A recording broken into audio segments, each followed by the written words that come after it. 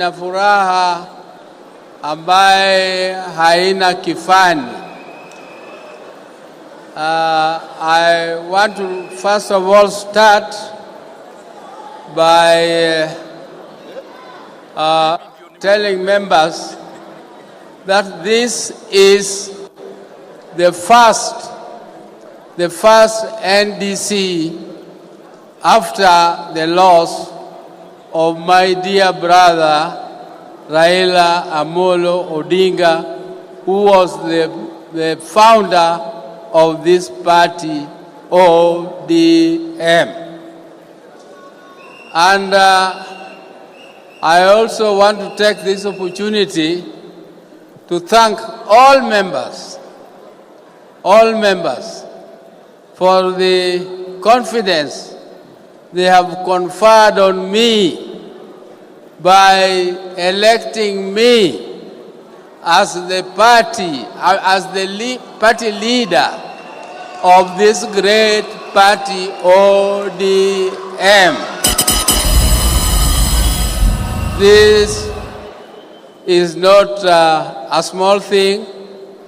It is something which I'm now the second party leader of ODM. And ODM is 20 years old. It is one of the most resilient parties ever in the history of this country. And it is the largest and the biggest party in, south of Sahara and north of River Limpopo. That is true, and it is a party which is fit to take power on its own. But we as a party are moving on very carefully, because it is difficult for any party in this country to go it alone. That is why you have also given me another authority.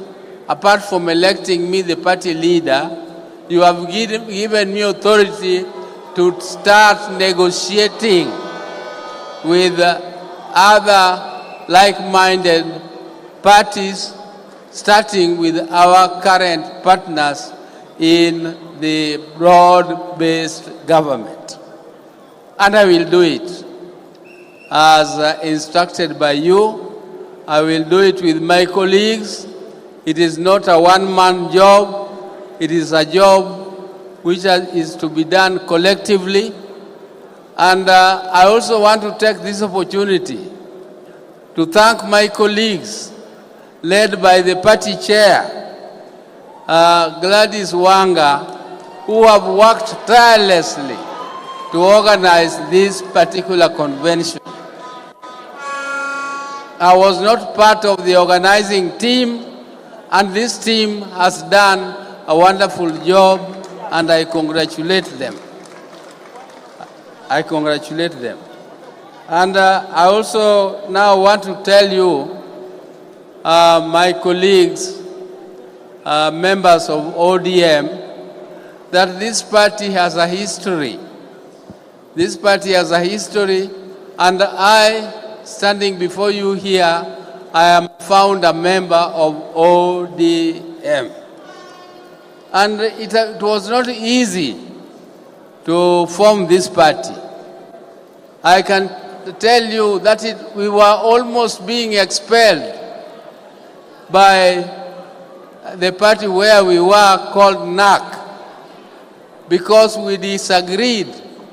My brother, under the leadership of my brother, the late brother, we disagreed with the President of Kenya, Honorable Mwai Kibaki. Honorable Mwai Kibaki did not believe in devolution. And Honorable Mwai Kibaki and another team left Bomas of Kenya, where all the negotiations by Kenyans were done, and one of the first principles of our party was a parliamentary system of government. The second one was devolution. And these were the two cardinal principles of negotiations of our party. And if you people remember, the Honorable Odhiambo Mbai, who was a professor at the University of Nairobi and a specialist in devolution, was killed in the process. He was killed because he was the chair of devolution of the Technical Committee on Devolution in Bomas of Kenya. After that, the Kibaki team walked out and went to Kilifi and made a draft, another draft parallel to the one of the Bomas of Kenya. When this draft came, it was subjected to a referendum. And when it was subjected to a referendum, our team, which was saying no, was given the symbol of machungwa.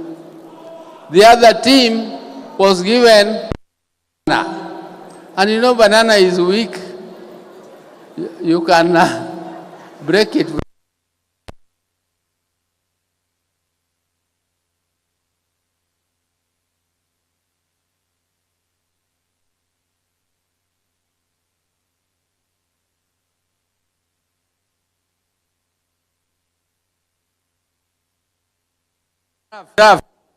All of our members of the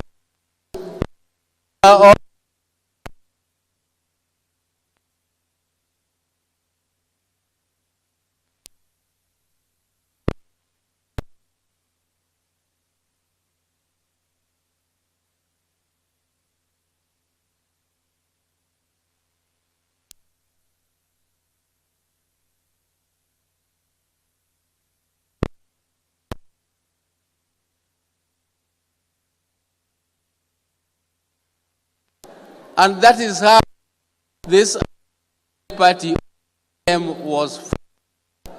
We formed it, but also with difficulties, because somebody from Meru had blocked the name ODM.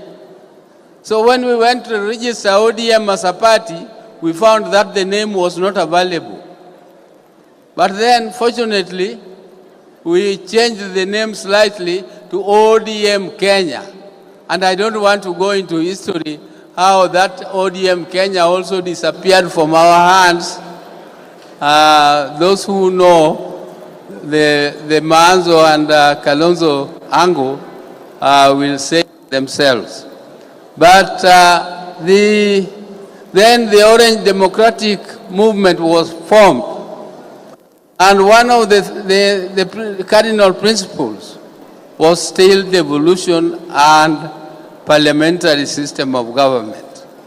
But as we now continue to negotiate, because we were still in government, though our people had been sacked from the government, we negotiated and went for devolution, but the other party took the presidential system, which was in the Kilifi draft. That was negotiation. That is the spirit of negotiation, give and take, which ODM should continue with. We are going to continue with that principle of give and take and negotiation. We are not going to be stiff, and I want to tell my daughter here, Winnie, that we are not going to expel people. We are not going to be a party of expelling people. We are going to be a party of including people and asking them to come in. But we are also going to maintain democratic principles, because we are a democratic party. A democratic party has structures. And when you are a leader and a policy maker in any of the structures, then you must go by the cardinal principles of democracy. one of the cardinal principles of democracy is that the minority will have their say and the majority will have their way. That is how democracy works. Democracy does not mean chaos. And you cannot be a party leader. You preside over a meeting of NEC or of any of the organs, and then when you come out there, because you did not like what the majority passed, you start attacking it and saying completely opposite of what the party has passed it through its established organ. And if you do that, then you don't deserve to be in that position. You are not expelled from the party, but you cannot continue serving in a position which you are not fit to serve in, because you are opposing exactly things which are against your own ideas, but which were passed by the majority of your colleagues. If you are strong enough, you should convince your colleagues so that you have majority in those committees. If you don't convince them, ni shauri yako. You cannot now go and seek sympathy that I'm being mistreated because of my tribe. We all come from a tribe, all of us. But the first tag of ODM is that ODM is a national party. ODM is not a tribal party, and we cannot expel anybody from any position because of his tribe. Your tribe now becomes your hiding point, where, because you know what you have done, but you don't tell them the truth. You just tell them, Mimi ni Jaluo, I'm being expelled because I'm a Jaluo. But you cannot. Our party cannot do anything like that, because we have all tribes represented here in our party. In this hall, is there any tribe which is left out of this hall? I've heard all of them are represented here. So our party continues on with that principle, and I, as your leader, I will not encourage indiscipline in the party, because democracy does not mean chaos. Democracy does not mean chaos. It is not intolerance. It is actually just going by the principle of democracy.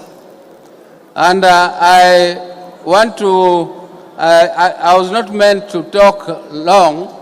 I was only meant to thank you for making me your party leader. But I want to inform you that as we continue to negotiate in this broad-based arrangement, all of you know that we came through the window in this broad-based government. And we were left there by my brother Raila Amolo Odinga. He's the one who left us there. And we are going to continue to be there up to 2027. But before then, we are starting negotiations to prepare ourselves, because elections is 2027, which is next year. We cannot just sit back and wait for 2027 and then we start moving and negotiating. We have to do it as an organized party and a disciplined party. We have to start those negotiations early, and because of the authority you have given us, we are now going to move fast and see if we can agree with order, and we are going to put our principles. One of them was stated by UNET, that where ODM has MCAs, where ODM has MPs, where ODM has women reps, where ODM has senators and governors, that is non-negotiable. That is ODM area. We start from there. We start from there. But that is just one of them. That is just one small one. We are going to negotiate, and we are going to form a technical team to start the negotiations. And we are not going to be, like other people are saying, that ODM is bought. Is bought by who? At my age, can somebody buy me? Will you buy me with how much? So I want to end there. My people, that our negotiations will actually be conducted in a manner that we shall ensure that come 2027, ODM is in power